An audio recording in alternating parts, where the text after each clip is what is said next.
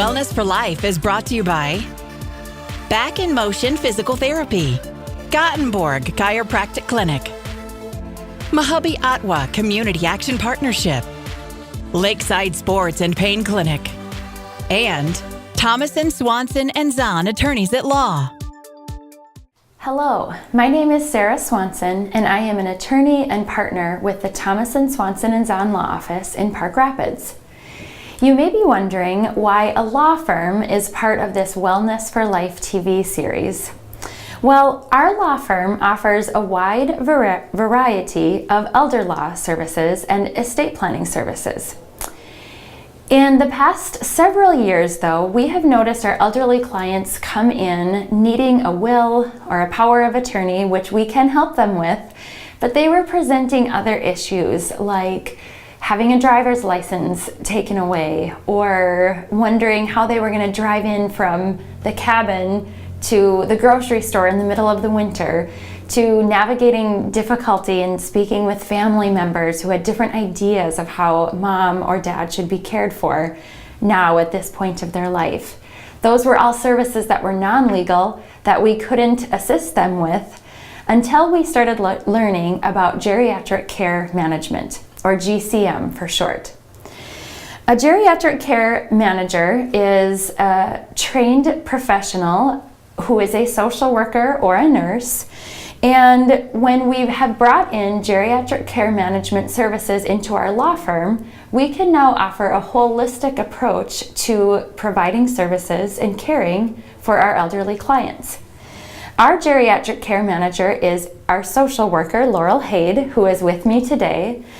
And we like to call Laurel our professional adopted daughter. Unlike most daughters and sons who are navigating the complexities of the healthcare system and the senior housing system for the first time, Laurel has a vast array of experience and broad knowledge in helping you to navigate these areas for you or for your elderly parent.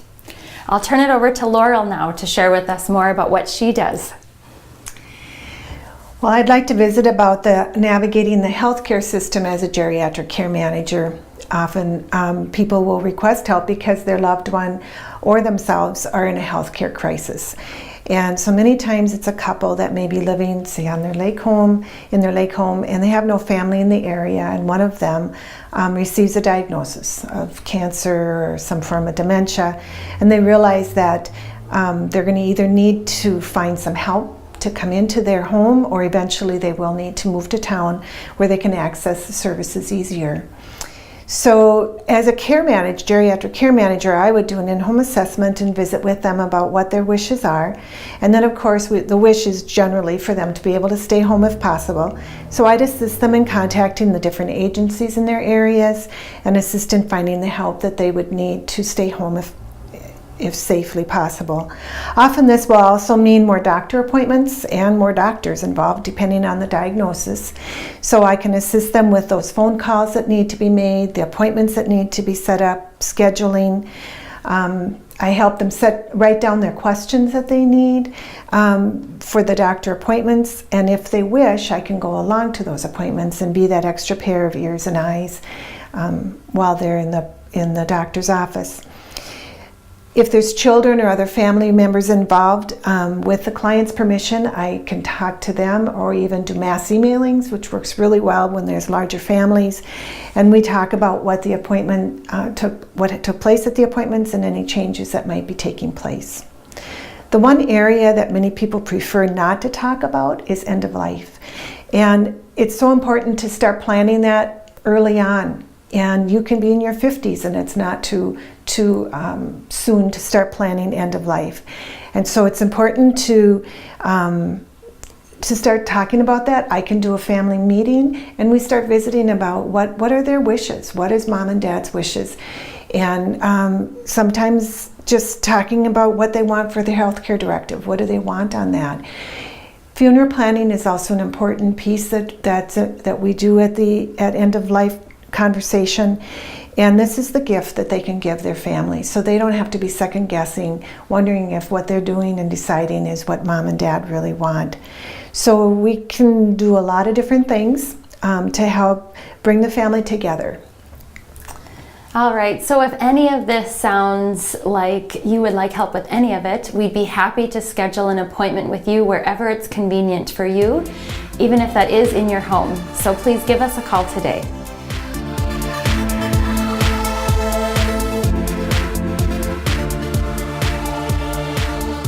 Coming up on Wellness for Life.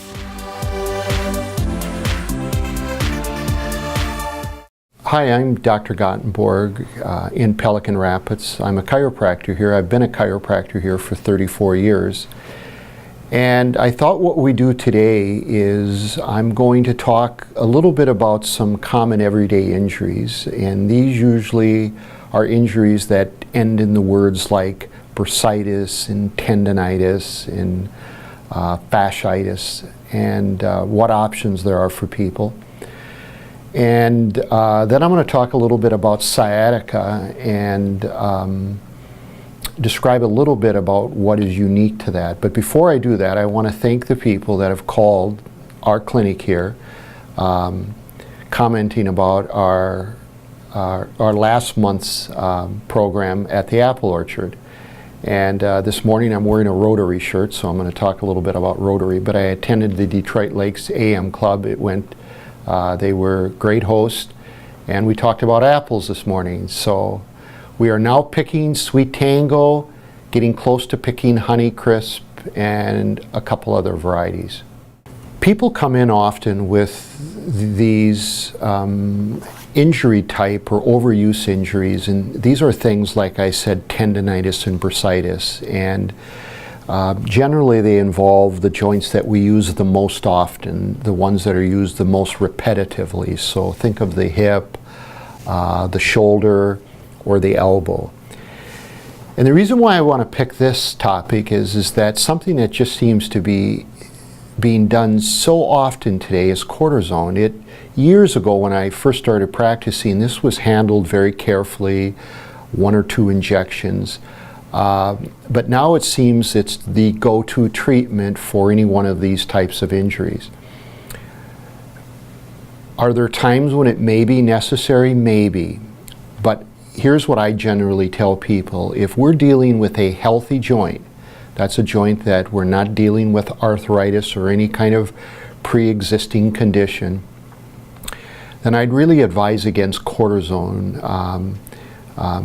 If it's not helpful, or even if it is helpful, it's caustic. In other words, it leaves some visible remnant. Radiologists often pick this up on x-rays. So if someone comes in with one of these types of conditions involving the elbow, hip, the heel, the fasciitis, and they've had 2 or more, I'm really selective as to who I will treat, and often those people we aren't able to help. In other words, the cortisone being caustic actually contributes to some of the adhesions, the exact things that we want to repair or reverse. Another common complaint is, or a word we hear is, the patient simply says, I think I have sciatica, and we usually explain to them that sciatica refers to pain of the leg. And so there's many, many different causes of sciatica. And some of the words you might have heard is a big word that says stenosis, which means a narrowing of around the spinal nerve. Slip disc or a bulging disc. There are muscles too that sit alongside of the sciatic nerve in the buttock, and again, through repetition or overuse or injury, a tighter taut muscle will cause sciatic pain, as does bursitis in the hip. I want to mention cortisone again, because it's becoming more and more popular today that this is used as a treatment for sciatica. And again, there may be applications where this is the best thing to do. But again, if you have a healthy joint or you have questions about alignment or whether or not the cause is from the bursa or the muscle, then I think it best to visit with someone like me, someone who's trained to diagnose and give good advice. If it's an issue with alignment, you're certainly far better off correcting the underlying cause than simply masking the problem. So if you're sitting on the sidelines today with one of these conditions and contemplating whether or not cortisone is for you, we'd like you to call us, and we can probably help you, based on an examination, make a more informed decision as if to that would really benefit you. Thank you.